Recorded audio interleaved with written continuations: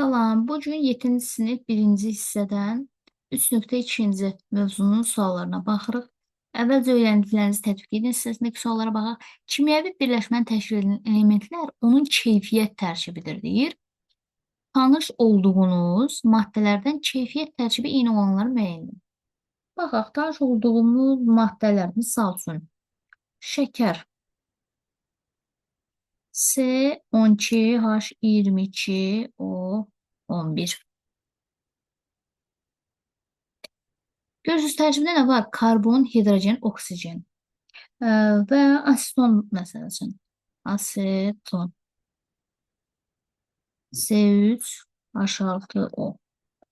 Etil spirti də deyə bilərik bura. Etil spirti olacaq C2H5OH. Baxın, hər birinin tərkibində karbon var, hidrogen var, oksigen var. Sonra sirkə turşusunu da deyə bilərik bura.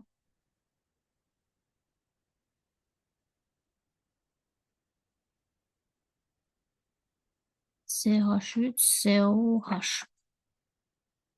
Üst burada da karbon, hidrogen, oksigenden ibarət birləşmələrdir hamısı. Deməli, eyni olanlar müəyyən deyil. Fikrimizi əsaslandırmağı isə burada yaza biləriz. Tərkibində, bunların hər birinin tərkibində karbon, hidrogen, oksigen var. Yaza bilərsiniz. Su ilə keyfiyyət tərkibi eyni olan hansı maddəni tanıyırsınız? Su ilə keyfiyyət tərkibi eyni olan H2O2-dir. Bu da hidrogen peroksid adlanır.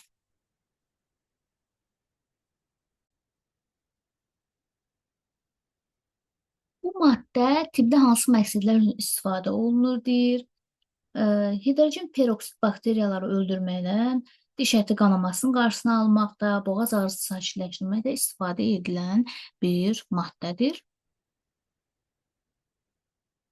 Öyrəndiklərinizi yoxlayın hissəsindəki suallara baxaq. Birinci sual, çay sodası və etil spirti əsasən hansı məqsədlər üçün istifadə olunur?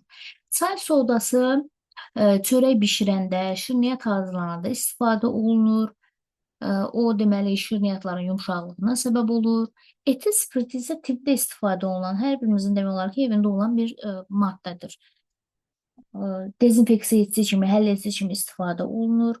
Bu da xarakterik iyilidir, özünə məxsus iyi vardır. Sonra ikiyə baxaq, uyğunluğu müəyyən edin. Kimyəvi birləşmə. Deməli, kimyəvi birləşmələr şəkər, aseton, naşatır spirtdir. Şəkərin formulu hansıdır? C12H22O11. 1-ə C gedir. Aseton C3H6O olacaq Y bəndi. Naşatır spirti isə B'dir. NH4OH.